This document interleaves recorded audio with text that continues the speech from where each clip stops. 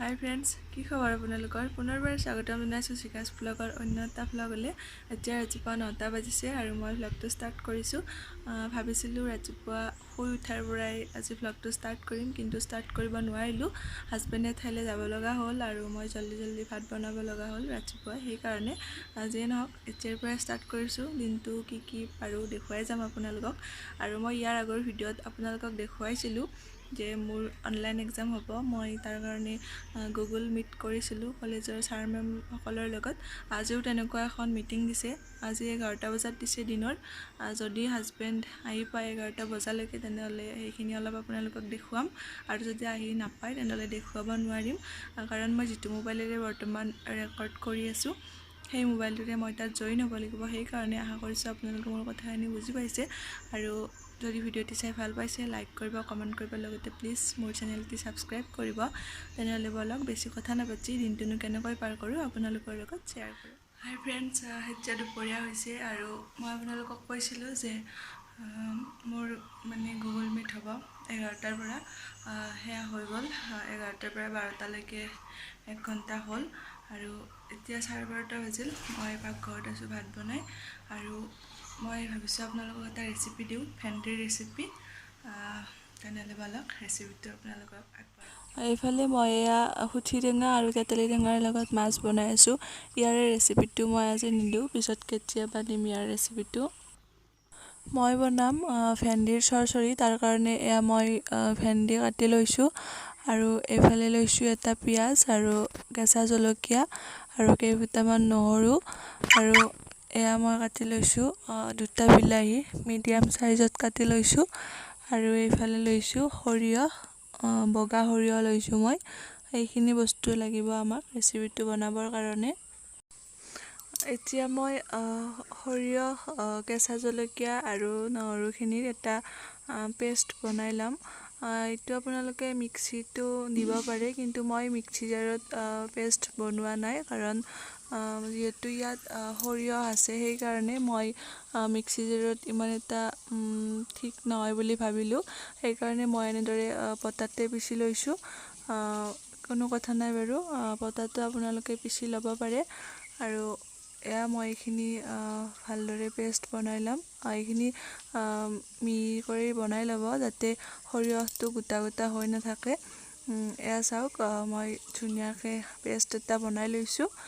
এতিয়া বলক ৰেচিপিটো বনাওঁ। এতিয়া মই কেৰাহীত তেল গৰম হ'ব দিছোঁ, আৰু এয়া তেল গৰম হৈ গৈছে। এতিয়া মই ইয়াত দিম 2টা শুকান জলকীয়া আৰু এয়া কাটি থৈ দিয়া পিঁয়াজখিনি দি এইখিনি জুইটো কমাই ৰাখি ভালদৰে ভাজি ল'ব। পিঁয়াজখিনি অলপ ৰঙচুৱা হোৱালৈকে আপোনালোকে ভাজি থাকিব।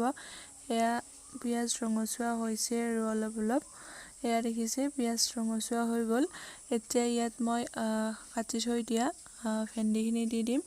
আপোনালোকে ভেন্দি নিজৰ ইচ্ছা অনুসৰি কাটিব পাৰে। মই এনেদৰে টুকুৰা কৰি কাটি লৈছোঁ, আৰু এতিয়া মই ইয়াত কাটি থৈ দিয়া বিলাহীখিনি দি দিছোঁ। দি এইখিনি ভালদৰে অলপ টাইম ভাজি ল'ম। আৰু এটা কথা মনত কৰি ৰাখিব, জুইটো আপোনালোকে কমাই ৰাখিব, নহ'লে তলত লাগি যাব। এতিয়া মই ইয়াত প্ৰয়োজন অনুসৰি নিমখ দিছোঁ আৰু দিছোঁ হালধি দি এইখিনি আৰু ভাজি থাকিম ভালদৰে। 5 মিনিটমান সময় আপোনালোকে ভাজি থাকিব, আৰু ইয়াত আপোনালোকে পানী নিদিব।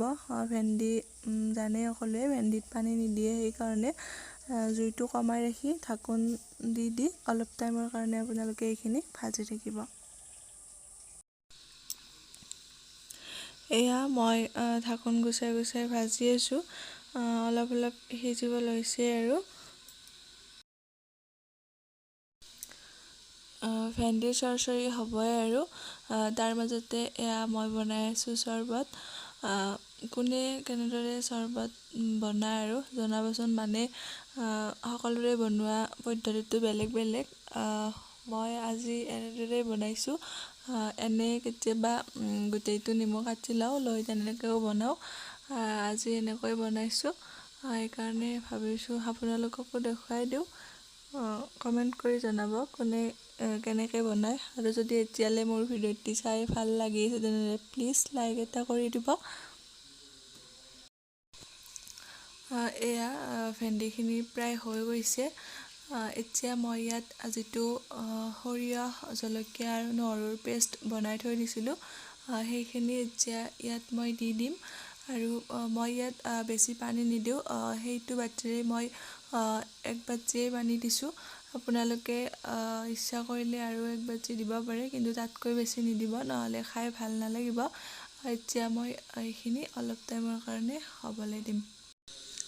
এতিয়া মই এইখিনি 3 মিনিটমান উতলাম, বেছি উতলিবলৈ নিদিওঁ আৰু বেছি লাৰি নাথাকিব, নহ'লে ভেন্দিবিলাক ভাঙি যাব।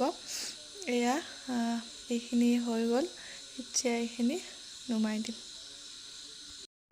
হাই ফ্ৰেণ্ডছ, দুপৰীয়াৰ পৰা এতিয়া এই ভিডিঅ'টো কণ্টিনিউ কৰিব পাৰিছোঁ। এতিয়া সন্ধিয়া 7টা বাজিছে আৰু মই ভাবিছোঁ ভিডিঅ'টো এণ্ড কৰোঁ। মই আপোনালোকক কৈছিলোঁ যে আমাৰ এক্সাম অনলাইন হ'ব আৰু কলেজৰ পৰা এটা টেষ্ট এক্সাম পতা হ'ব। আজি 11টা বজাত এখন মিটিং দিছিলে গুগল মিটত। মই আপোনালোকক সেইখিনি দেখুৱাব নোৱাৰিলোঁ, কাৰণ মই সেইখিনি সময়ত মানে আপোনালোকক কৈছিলোঁ যে হাজবেণ্ডে ঠাইত গৈছে, তেওঁ আহি পালে দেখুৱাব পাৰিম, তেওঁ আহি নাপালে, সেইকাৰণে দেখুৱাব নোৱাৰিলোঁ, তাৰ কাৰণে চৰি। আৰু অনলাইন এক্সাম মেমে ক'লে যে আমাৰ যিটো কলেজৰ পৰা টেষ্ট পাতিব, সেইটো এক্সাম অহাকালি 9টা বজাত হ'ব, ৰাতিপুৱা 9 বজাৰ পৰা দুপৰীয়া 1 বজালৈকে। তাৰ কাৰণে A4 চাইজৰ পেপাৰ লাগিব। আৰু এনেও বাৰু যিটো ফাইনেল হ'ব, যিটো ইউনিভাৰ্চিটিৰ পৰা পাতিব ফাইনেল এক্সাম, সেইটোতো A4 চাইজৰ পেপাৰেই লাগিব। সেইটোৰ ডেট এতিয়ালৈ দিয়া নাই। আৰু এয়া A4 চাইজৰ পেপাৰ। ইয়াত এক্ৰিম আছে, যিহেতু বেছিকৈ লাগি থাকিব, মই সেইকাৰণে এক্ৰিমে আনিছোঁ, দেউতাই আনি দিছে। আৰু এতিয়া মোৰ অলপ কাম আছে, মানে ইয়াত পেপাৰত চাৰিওফালে মাৰ্জিন টানিব লাগিব। যিসকলে বাৰু পঢ়ি আছে তেওঁলোকে জানে, এছাইনমেণ্ট যেনেদৰে লিখে তেনেকৈ লিখিব লাগিব। সেইকাৰণে এতিয়া মই আৰু ভিডিঅ' নকৰোঁ। আৰু এটা কথা, মোক ইয়াৰ আগৰ ভিডিঅ'টোত নহয়, মানে যিটো ভিডিঅ'ত মই 2টা DIY বনাইছিলোঁ, DIY 2টা আপোনালোকক দেখুৱাইছিলোঁ। তাত মোক মধুস্মিতা দাসে কমেণ্ট কৰিছে যে ফুলকেইটা ভাল লাগিছে, এবাৰ বনাই দেখুৱাবা। মই ভাবিছোঁ বনাই দেখাওঁ আপোনালোকক। আশা কৰিছোঁ মোৰ ভিডিঅ'টি চাই আপোনালোকে ভাল পাব। যদি ভিডিঅ'টি চাই ভাল পায় তেনেহ'লে লাইক কৰিব, কমেণ্ট কৰিব, লগতে প্লিজ মোৰ চেনেলটি ছাবস্ক্ৰাইব কৰিব। আৰু এটা কথা, এইটো ভিডিঅ' মই এতিয়াতো আপলোড নিদিওঁ, আৰু কালি ৰাতিপুৱা চাগে মই আপলোড দিব নোৱাৰিম, কাৰণ ৰাতিপুৱা যদি মোৰ এক্সাম হয় তেনেহ'লে দিনৰ 2টা বা 3টা 2টা বজাৰ পিছত আপলোড দিব পাৰিম। আৰু ভিডিঅ'টো 2টা বজাৰ পিছত আপলোড দিম, কিন্তু আপলোড কেতিয়া হয় সেইটো মই গম নাপাওঁ, কাৰণ ইয়াত নেটৱৰ্কৰ বহুত প্ৰব্লেম।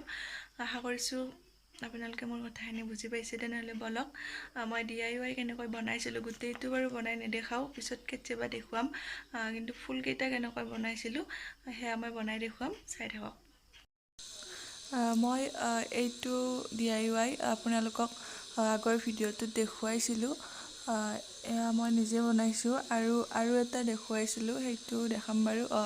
এইটো এটাও দেখুৱাইছিলোঁ, কিন্তু মোক কমেণ্টত ফুলকেইটা বনাই দেখাব কৈছে, কিন্তু কোনটো ফুল বনাই দেখাব কৈছে সেইটো কাৰণে মই সেইকাৰণে সৰু ফুলটোৱে আজি আপোনালোকক বনাই দেখুৱাম। ভিডিঅ'টি শেষলৈকে চাই থাকিব।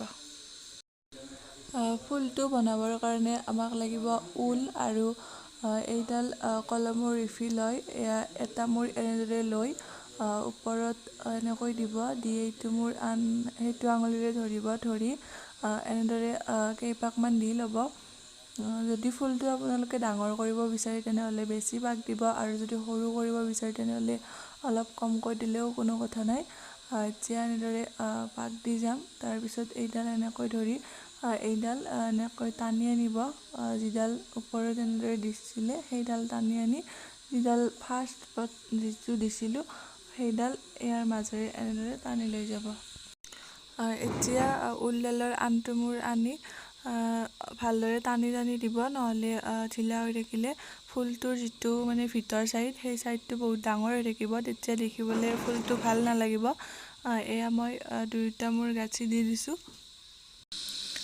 2-3টামান গাঁঠি দি দিব আপোনালোকে, আৰু গাঁঠিকেইটা টানকৈ দিব। এয়া মই 2টা গাঁঠি দি দিছোঁ। এতিয়া কেঁচিখনেৰে দুয়োটা মূৰ কাটি দিব। তাৰপিছত এনেদৰে ওলাই আনিব, সানি ফুলটো ৰাউণ্ড কৰি দিলেই হ'ল। এয়া দেখিছে ফুলটো ধুনীয়াকৈ হৈ গৈছে।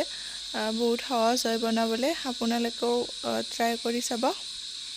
আৰু যদি ফুলটো ভাল লাগিছে তেনেহ'লে কমেণ্ট এটা কৰি জনাবলৈ নাপাহৰিব।